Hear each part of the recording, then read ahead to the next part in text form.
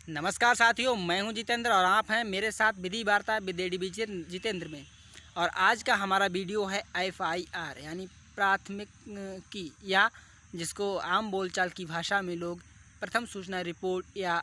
दावा या मुकदमा भी कहते हैं। जब जीवन में कभी दो पक्षों में लड़ाई या झगड़ा हो जाता है तो प्रथम पक्ष या द्वितीय पक्ष, उनमें से कोई भी एक पार्टी जो है थाने जाती है। थाने में जाकर के अपनी जो शिकायत है उसके संबंध में एक लिखित में प्रार्थना पत्र देती है। जीवन में कितना ही संभल कर चला जाए, लेकिन फिर भी जीवन में कभी ना कभी एक ऐसा मोड़ आ ही जाता है कि आदमी को इन सब चीज़ों से गुजरना पड़ता है। तो उसके बारे में आज पूरी जानकारी हम देने वाले हैं कि एफआईआर कब लिखी जाएगी, कैसे लिखी जाएगी, और यदि थाने में आपकी शिकायत की एफआईआर दर्ज नहीं होती है तो उसके लिए आपके पास क्या क्या उपचार हैं। अगर हम विधि के दृष्टिकोण से बात करें तो दंड प्रक्रिया संहिता 1973 की धारा 154 में एफआईआर के बारे में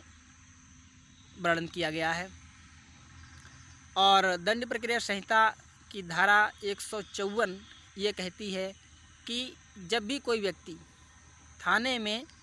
अपनी शिकायत लेकर के जाएगा और यदि उसकी शिकायत लिखित में है तो ठीक है, अगर लिखित में नहीं भी होती है तो भी उस थाने के भारसाधक अधिकारी की ये ड्यूटी है कि वो इस प्रकार जो व्यक्ति शिकायत लेकर के आया है उसकी शिकायत को लिखवाएगा। अपने असिस्टेंट जो भी उसके अधीन जो पुलिस अधिकारी हैं उनको आदेश देगा कि इनकी शिकायत जो भी है वो एक पेज पर लिखिए। लिखवाने के बाद में उस व्यक्ति के साइन कराए जाएंगे उस प्रार्थना पत्र पर नीचे जो व्यक्ति शिकायत दे रहा है, और उसके बाद में उसकी शिकायत को एक ऐसे रजिस्टर में नोट कर लिया जाएगा जो राज्य सरकार के द्वारा इसी कार्य के लिए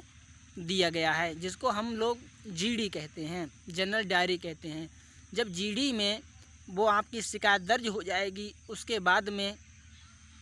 प्रोविज़न ये है 154 की उपधारा 2 में कि जो शिकायत करता है उसको एफआईआर की एक फ़ोटोकॉपी फ्री में दी जाएगी, निःशुल्क दी जाएगी। अगर मान लीजिए कभी आप थाने जाते हैं और आपकी रिपोर्ट नहीं लिखी जाती है या पुलिस वाले आपको किसी प्रकार जो है टहला देते हैं और मामला जो है आपका प्रथम दृष्टया संज्ञेय अपराध की श्रेणी में आता है, तो हमारा जो विधि है 1973 का दंड प्रक्रिया संहिता वो ये कहती है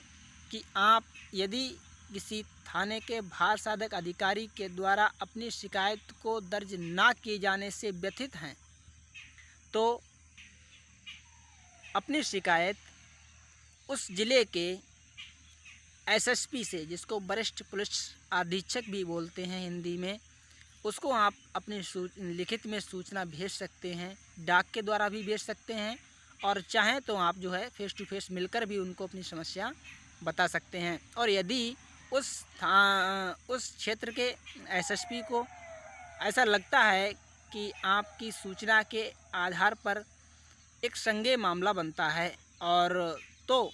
वो आपके मामले की या तो स्वयं भी जांच कर सकता है, इन्वेस्टिगेशन कर सकता है, और या फिर उस थाने के भारसाधक अधिकारी को, थाना इंचार्ज को डायरेक्शंस भी दे सकता है कि आप इस मामले में मुकदमा दर्ज कीजिए और इसमें इन्वेस्टिगेशन कीजिए। अगर कभी कभी ऐसा मान लीजिए नहीं भी होता है कि एसएसपी के पास आप जाते हैं फिर भी आपके मामले में कोई किसी तरह की रिएक्शंस नहीं दी जाती है, पुलिस के द्वारा आपका मुकदमा नहीं लिखा जाता है,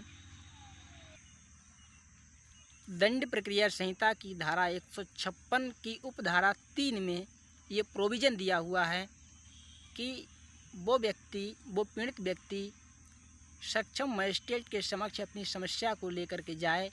और उस मजिस्ट्रेट को ये पावर होगी कि वो ऐसी समस्या की सुनवाई के पश्चात ये निर्देश दे सकता है कि इस केस में मुकदमा लिखा जाना चाहिए और इन्वेस्टिगेशन होनी चाहिए। वहीं यदि मामला आपका असंज्ञेय मामले की श्रेणी में आता है तो जब भी आप थाने जाते हैं और थाने में अपनी शिकायत दर्ज करवाते हैं तो शिकायत जो थाने का वार्षिक अधिकारी है वो आपकी शिकायत तो दर्ज कर लेगा, लेकिन अगर आपका मामला असंज्ञेय है, नॉन कॉग्निजेबल है, तो आपको ये कह देगा कि आप कोर्ट जाइए। जैसे कि आपने देखा होगा कि कभी कभी हमारे ज़मीन संबंधी या संपत्ति संबंधी या पैसे वैसे का लेन देन संबंधी जो विवाद होते हैं, उनमें जब हम थाने जाते हैं तो थाने में हमारी कभी कभी रिपोर्ट तो लिख जाती है, लेकिन वहाँ की जो पुलिस होती है वो कहती है कि आप का जो मामला है वो असंज्ञेय श्रेणी में आता है और इसलिए हमें इसमें कोई पावर नहीं है, आप जो है अपना कोर्ट में जाइए, कोर्ट में अपना मुकदमा लड़िए जा करके। और असंज्ञेय श्रेणी का अगर कोई मामला है और उसमें जो है पुलिस को इतनी पावर नहीं होती है कि वो किसी मजिस्ट्रेट के आदेश के बिना ऐसे मामले में इन्वेस्टिगेशन करे या किसी व्यक्ति को अरेस्ट करे। तो साथियों, लास्ट में यही होता है कि अगर मामला बनता नहीं है पुलिस से तो कोर्ट जाना पड़ता है और फिर कोर्ट से तो रिलीफ मिलेगा ही मिलेगा। साथियों, अगर जानकारी ठीक लगी हो तो हमारे चैनल को सब्सक्राइब करें और जुड़े रहें हमारे साथ ऐसी ही विधि संबंधी जानकारी पाने के लिए। धन्यवाद।